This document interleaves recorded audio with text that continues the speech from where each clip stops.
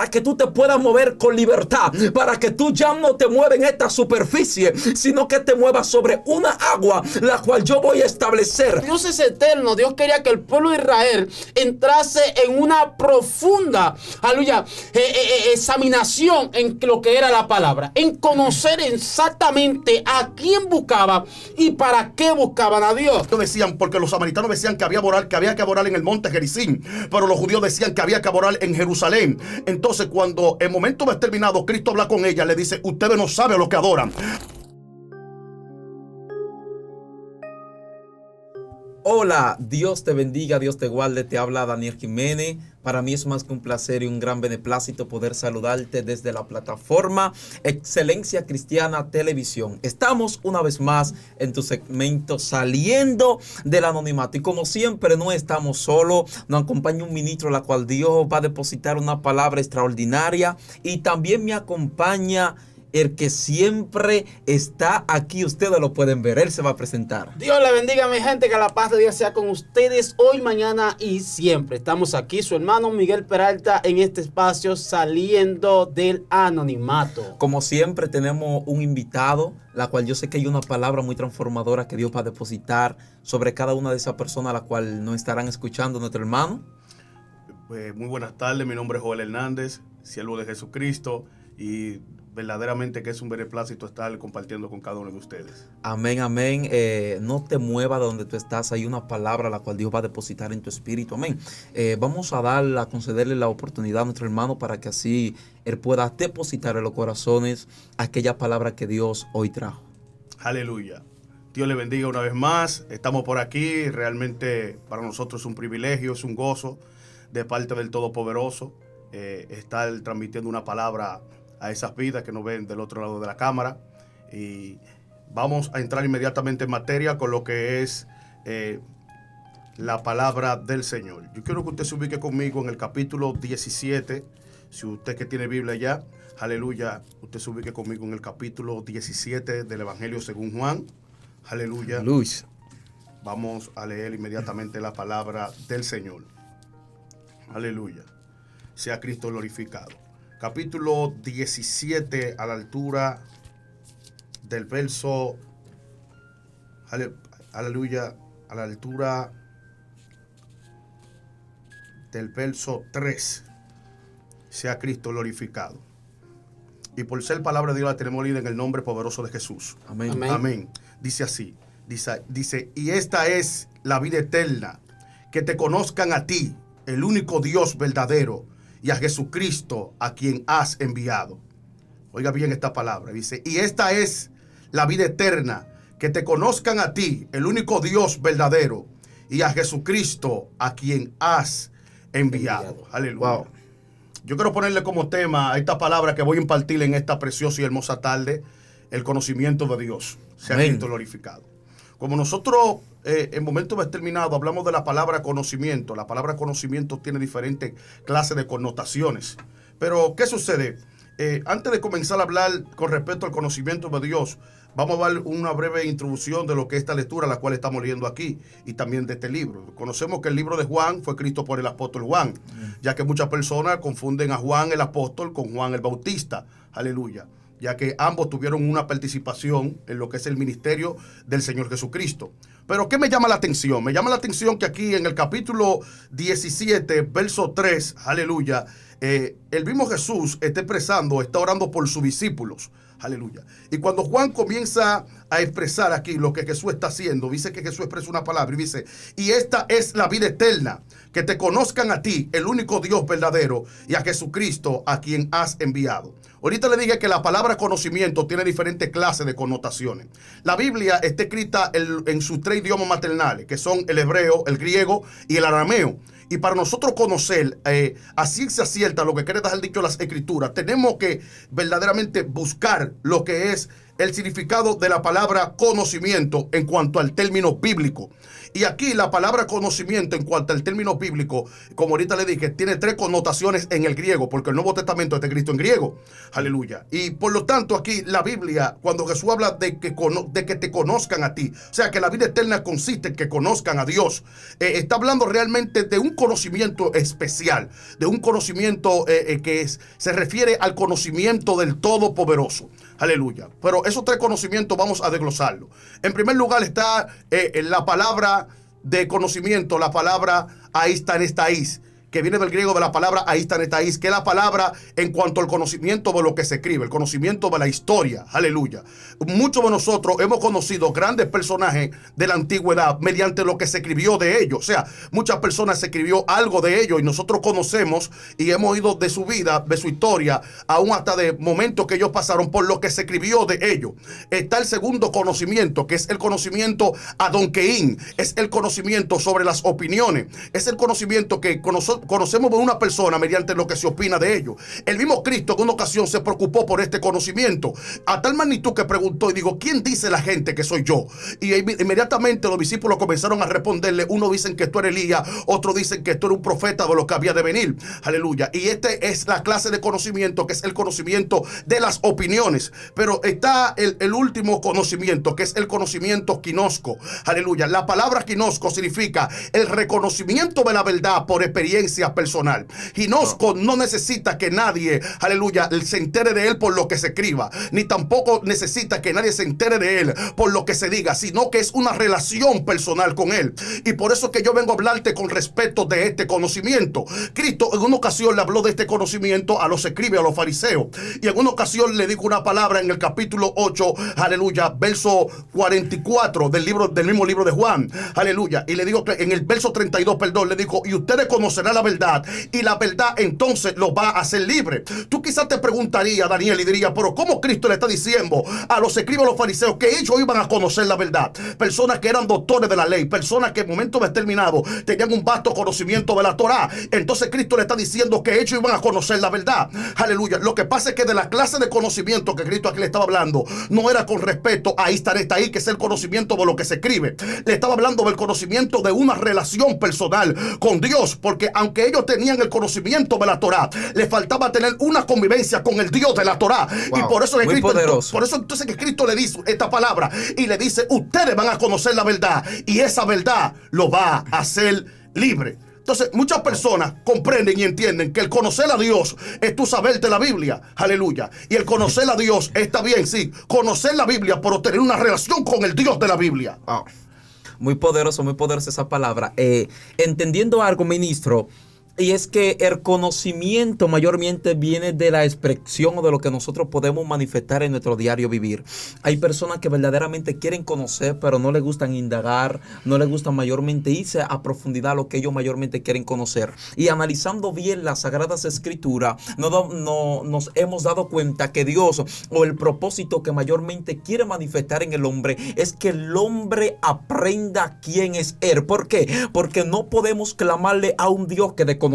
No podemos clamarle a un Dios que no sabemos quién es. Por lo tanto, Dios necesita a alguien que le conozca. Hay gente, ministro, que nunca van a alcanzar lo prometido hasta que ellos no conozcan a quién le están clamando. Cuando tú conozcas y sepas que Dios es el Dios de Israel, es el Dios que abre las puertas, es el Dios que abre los mares, es el Dios que te va a ayudar en tus momentos difíciles, es el Dios que te va a ayudar en tus momentos caóticos, donde tú pienses que lo ha abandonado todo, donde tú pienses que te vas a quedar en el mismo lugar. En ese momento Dios te da la oportunidad de que tú puedas conocerle a Él. ¿Por qué? Porque conocer a Dios no es simplemente tú saber que Él existe. Conocer a Dios no es simplemente tú saber de que Dios en un momento determinado hizo milagro. Conocer a Dios es tener una relación indirecta, como dijo nuestro hermano. Es tener una relación con Dios. Es saber cómo es Dios. Es saber que cuando Dios te habla y también cuando tú lo obedeces. Hay gente, ministro, que piensan que el conocimiento de Dios simplemente es saberse la Biblia. Pero cuando nos vamos a las Sagradas Escrituras, nos damos cuenta que conocer a Dios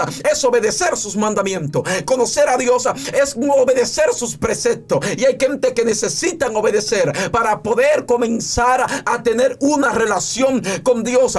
Si tú analizas, los ministros o los profetas de aquella antigüedad, ellos sabían, oh gloria, que quién era Dios. Habían algunos que tenían conocimiento, pero no tenían revelación. Habían algunos que sabían de la Torá, pero no te portaban el Espíritu Santo. ¿Por qué? Porque la gente mayormente se ha enfocado tanto en el conocimiento terrenal que se ha desenfocado del conocimiento espiritual. Y necesitamos gente que aprendan primero a vivir en lo espiritual para que luego lo espiritual se pueda materializar. Necesitamos gente que conozca el mundo espiritual para que sepa cómo se manejan las cosas en el mundo donde estamos. Por eso fue que Cristo en una ocasión le dijo a la mujer samaritana, le dijo, ustedes no saben a lo que adoran. Nosotros sí sabemos a lo que adoramos. Porque los samaritanos era una mezcla de naciones tanto de Asiria y de las naciones vecinas del pueblo de Israel, y estas personas tenían mezcla de costumbre. O sea, ellos adoraban a Dios, pero también adoraban a los dioses, de lo cual era su descendencia. O sea, si una mujer que era samaritana tenía descendencia de los asirios, ella adoraba a Dios, pero también adoraba a Nebo. Entonces, por eso que Cristo, cuando habla con ella, en el capítulo 4 de Juan, le dice claramente, ellos decían, porque los samaritanos decían que había que adorar en el monte Gerizim, pero los judíos decían que había que adorar en Jerusalén. Entonces, cuando el momento determinado Cristo habla con ella, le dice, ustedes no saben lo que adoran, porque hay gente que en momento determinado quieren adorar a Dios, pero quieren servir a otras cosas. Aleluya. Y Dios muchas veces tiene que meter a esa persona, ¿tú sabes dónde? En el monte de Moriah, donde Abraham fue a hacer el sacrificio de su único Isaac. Hay veces que para tú adorar a Dios, para tú tener una relación en convivencia en cuanto a la adoración con Dios, tú tienes que morir muchas veces a tus pasiones, porque ese fue el encuentro que Abraham en momento determinado tuvo con Dios. Hay gente que verdaderamente ellos dicen conocer a Dios, pero con sus hechos lo niegan. Para tú en momento determinado reflejarte que tú conoces a Dios, tus actitudes verdaderamente van a reflejar si tú conoces a Dios o simplemente es una pasión o simplemente nada más lo está expresando. Por eso es que la Biblia dice una palabra, el profeta Isaías hablando, dice, este pueblo de labio me honra, mas su corazón está lejos de mí. No es lo mismo que tú lo expreses a que tú lo vivas. Aleluya, mi alma te adora. Y por eso que tú ves tantas manifestaciones y tantos mensajes vacíos. ¿Por qué? Porque una cosa es lo que se dice y otra la que se hace. Aleluya. Muchas veces los mensajes no tienen vida porque verdaderamente la vida de quien está transmitiendo el mensaje no tiene una experiencia ni una relación personal con el Todopoderoso. Es impresionante hablar de conocer la existencia de un Dios tan poderoso, de un Dios milagroso, digamos, de un Dios que hace proezas y maravillas. Dios le dice a Jeremías en una ocasión, clama a mí que yo te enseñaré cosas grandes y ocultas, la cual tú no conoces. Dando a entender que la palabra de Dios son misterios. Y para poder entenderla hay que entrar en dimensiones espirituales para que nos sean reveladas. Por eso Dios le dice, este pueblo perece porque le faltó conocimiento. No era que no tenía. Ellos carecían de más conocimiento acerca de la palabra, dando a entender que la palabra de Dios es algo amplio, que no tiene una limitación. Es decir, que Dios no tiene ni un límite ni un comienzo. Dios es eterno. Entonces, como Dios es eterno, Dios quería que el pueblo de Israel entrase en una profunda, aleluya, examinación en lo que era la palabra, en conocer exactamente a quién buscaba y para qué buscaban a Dios. Porque uno de los problemas de esta generación es que adoran a Dios, pero no saben realmente por qué adoran a Dios. En una ocasión el salmista dijo que su alabanza esté de continuo en mi boca. Es decir, en los momentos malos, en los momentos buenos, en los momentos caóticos, que yo siempre voy a adorar. Era tan fuerte porque ya el salmista sabía lo que era adorar, era provocar. Por eso él dice, Dios habita en medio de la alabanza de su pueblo. El hombre sabía que cuando una iglesia entraba en intimidad, era capaz de hacer de que Dios dejase los cielos y viniese a la tierra. En una ocasión el salmista se encuentra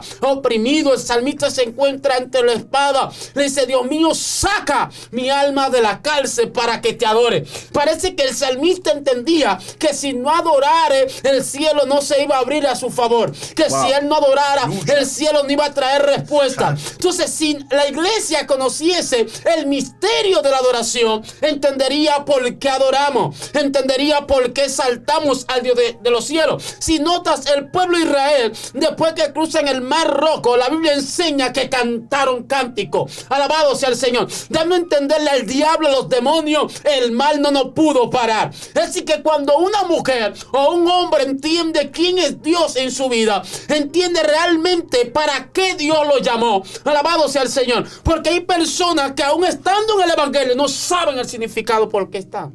Dios mío.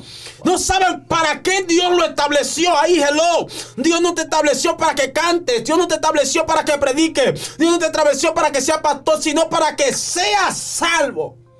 Para otorgarte la salvación de tu alma. Una mujer toca a Jesús y dice que su poder y virtud ha salido de mí. Pero Jesús no le dice, tú vas a ser sana, tú vas a ser salva. Era el misterio por el cual se traía. Entonces nosotros no podemos ir todos los días a una congregación, a una casa de 4 paredes, alabado sea el Señor, sin saber el motivo o el por qué lo estamos haciendo. Entonces por eso vamos personas que cualquier viento lo mueve, que cualquier tempestad lo mueve. ¿Por qué? Porque ellos creen que sirven a Dios por servirle a Dios y no saben que sirven a Dios para que su alma no vaya a ser quemada y no vaya a perderse en el lago eterno. Mira, y una de las cosas, ministro, que mayormente ha desenfocado el hombre es saber o no saber por qué está posicionado en la tierra. ¿Por qué? Porque hay personas que vinieron al mundo y piensan que vinieron al mundo no porque, gloria a Jesús, no porque Dios ha tenido propósito con ellos, sino porque ellos piensan que fue un accidente. Quizá muchas personas han pensado y dicen, no, quizá mi madre y mi padre tuvieron una relación la cual no fue la voluntad de muchas personas y quizá yo pude nacer. Y la gente piensa que quizá ese momento, ese acto fue quizá un accidente. Y lo que no saben era que era un propósito de parte de Dios. Amén. Si tú analizas la Biblia, todo el que nace con un propósito. Ahora, ¿por qué hay gente que no manifiestan el propósito? Porque hay gente que mueren y, gloria a Jesús, antes de ser cristianos. Porque nunca comprendieron para qué fueron llamados. Hay gente que están en el mundo que no saben para qué fueron llamados. Hay gente que aún estando en el evangelio no saben para qué fueron llamados. Si tú analizas, te das cuenta que Dios habla con el profeta Jeremías en el capítulo 33, versículo 3, y le dice, antes de que te formase, te conocí, te santifiqué y te di por profeta a las naciones. O sea que antes de que este esperma pueda fecundar en el óvulo de la mujer, ya Dios había conocido a este hombre. Ya Dios sabía lo que el hombre iba a hacer en ese momento dado. Por eso es que Dios, tú te preguntas, ¿cómo Dios antes de este esperma ser formado, dice que Dios lo conoce? Cuando tú analizas la Biblia, te das cuenta que la Biblia enseña que el Espíritu de Jehová se movía sobre la superficie de las aguas, entendiendo que las aguas tienen una representación en el mundo espiritual, la cual significa vida. Pero cuando analizas bien las Sagradas Escrituras, te das cuenta que Dios en un momento determinado dice, vamos a crear al hombre a nuestra imagen, conforme a nuestra semejanza. En pocas palabras, el mismo Dios le estuvo diciendo al Espíritu Santo, yo te voy a crear una casa, te voy a crear una habitación para que tú te puedas mover con libertad, para que tú ya no te muevas en esta superficie, sino que te muevas sobre una agua, la cual yo voy a establecer. Por eso tú ves que dice la Sagrada Escritura, dice que el que cree y el que cumple la palabra de Dios, por su interior correrán ríos de agua viva. O sea, si no hay agua sobre ti, no hay un mover del Espíritu Santo. Entendiendo que fuiste creado para que para obedecer, fuiste creado para que el conocimiento del Padre sea incrustado en tu corazón. Tenemos muchas personas que no saben para qué fueron llamados. Tenemos muchas personas que no saben para qué fueron establecidos en este momento. Recuerda que cuando un hombre se manifiesta, se está manifestando la presencia de Dios. Y hay gente que se siente en vacío, ministro. Y eso es el vacío que sienten, no es normal. ¿Tú sabes qué está pasando? Lo que pasa es que el complemento de Dios no se ha podido manifestar sobre ellos. O sea, cuando analiza, te das cuenta que el mismo Dios dice que sopló aliento de vida sobre el hombre. Y dice que en ese momento, dice que el hombre fue un ser viviente. Lo que hizo que el hombre sea un ser viviente fue el Espíritu que Dios derramó sobre él. Por eso es que el hombre hombre cuando no tiene a Dios se siente vacío. ¿Por qué? Porque no conoce, no tiene la obediencia, que es el conocimiento de Jehová. Necesitamos gente que sepan que sin el Espíritu Santo no pueden hacer nada. Necesitamos personas que sepan que sin el Espíritu Santo no pueden caminar. Por eso el mismo Jesús dijo: deja que los muertos entierren a sus muertos. Porque como muerto puede enterrar a otro. Lo que pasa es que el que no tiene a Cristo no puede vivir aunque tú lo puedas ver caminando. Dios mío, Wow. Eso está muy fuerte. Tú tocaste ahí una clase de versículo bíblico, y fue Jeremías capítulo 1 verso 5. Antes de que te formase en el vientre de tu madre, yo te conocí. Sabes que hasta ahí también llega el ginosco, pero ya cambia de clase de conocimiento, que ahí eso significa proginosco, el conocimiento previo de Dios. El proginosco que tiene que ver con el conocimiento de la persona, pero en la eternidad. O sea, desde mucho más antes de tú formarte, ya Dios en la eternidad te había conocido y te había diseñado. Amén. ¿Por qué? Porque Dios, cuando te crea en lo eterno, en ti se cumple lo que dice en Isaías capítulo 43, verso 13. Antes de que hubiera día, yo era.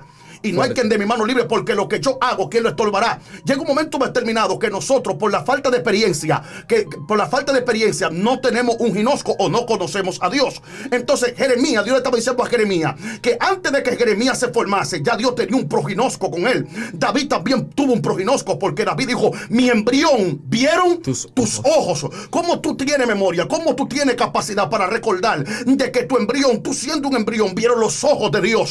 Lo que pasó fue que hay una conexión y un ADN tan fuerte entre tú y Dios, que tú conociste a Dios en la eternidad, y por eso, aunque tú quieras dejarlo, aunque tú quieras apartarte de él, no puedes apartarte de él, porque ya tú tuviste lo que fue un proginosco. Tú tuviste verdaderamente una experiencia en la eternidad con él. Por eso que Jeremías en el capítulo 17, antes de cuando verdaderamente fue golpeado, cuando este hombre fue criticado por los principales del pueblo, él piensa dejar de profetizar, y él le dice a Dios: jamás hablaré en tu nombre, porque cada vez que hablo tu palabra, lo que sufro es afrenta. Pero ¿qué acontece? Cuando él expresa esto, Jeremías no pudo dejar de profetizar. ¿Sabe por qué? Porque el proginosco no se lo permitió. Jeremías dijo: sentí un fuego dentro de mí, que cuando quise callar tu palabra no pude, no me contuve. Aleluya. Por lo tanto, tuve que hablar tu palabra. Entonces, en el capítulo 15, verso 20, Dios se le aparece al profeta y le dice una palabra. Le dice claramente, le dice: si tú te convirtieres a mí, yo te restauraré. Y cuando tú aprendes a sacar lo precioso de lo vil, entonces tú serás como mi boca. Le dice que se conviertan ellos a ti, pero tú no te conviertas a ellos. Cuando tú tienes el ginosco,